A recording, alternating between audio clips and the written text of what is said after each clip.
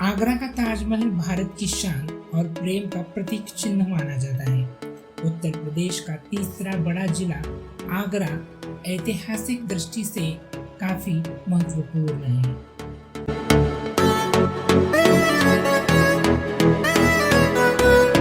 मुगलों का सबसे पसंदीदा शहर होने के कारण ही उन्होंने दिल्ली से पहले आगरा को अपनी राजधानी बनाया। इतिहास के अनुसार इब्राहिम लोदी ने इस शहर को सन 1504 में बसाया था। जिस समय इस शहर की स्थापना की गई उस समय किसी ने यह कल्पना नहीं की होगी कि यह शहर पूरे विश्व में अपनी खूबसूरती के लिए परचम लहराएगा, जिसे आज भी दुनिया के 7 अजूबों में शुमार किया जाता है। अगर हम ताजमहल के इतिहास के बारे में जानेंगे तो हमें पता चलेगा कि स्थापत्य कला की जीती जागती तस्वीर आगरा शहर दिल्ली से करीब 200 किलोमीटर की दूरी पर स्थित है, जिसे बनाने के लिए बगदाद से एक कारीगर बुलवाया गया था जो पत्थर पर घुमावदार अक्षरों को तराश सकता था। इसी तरह बुखारा शहर जो मध्य एशिया में स्थित है, वहां से जिस कारीगर को बुलवाया गया वह संगमरमर के पत्थर पर फूलों को तराशने में दक्ष था। विराट कद के गुंबदों और निर्माण करने के लिए तुर्की के इस्तांबुल में रहने वाले दक्ष कारीगर बुलाया गया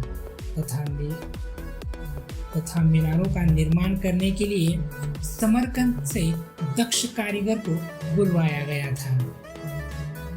इस प्रकार ताजमहल के निर्माण से पूर्व 6 महीनों में कुशल कारीगरों को तराश कर उनमें से 37 दक्ष कारीगर इकट्ठे किए गए, जिनके देखरेख में 20,000 मजदूरों के साथ कार्य किया गया। राजस्थान के मकराना से अन्य कई प्रकार की कीमती पत्थर एवं रत्न बगदाद से अफगानिस्तान, तिब्बत, इजिप्ट, रूस, ईरान आदि कई देशों से इकट्ठा कर उन्हें भारी कीमतों पर खरीद कर ताजमहल का निर्माण करवाया गया। ईस्वी सन 1630 में शुरू हुआ इसका निर्माण कार्य करीब 22 वर्षों में पूर्ण हुआ, जिसमें लगभग 20,000 मजदूरों का योगदान माना जाता है। इसका मुख्य गुंबद 60 फीट ऊंचा और 80 फीट चौड़ा है। मुगल बादशाह की मोहब्बत और शिद्दत का परिणाम ही है ताजमहल, जिसे खूबसूरती का नायाब हीरा कहा जाता है।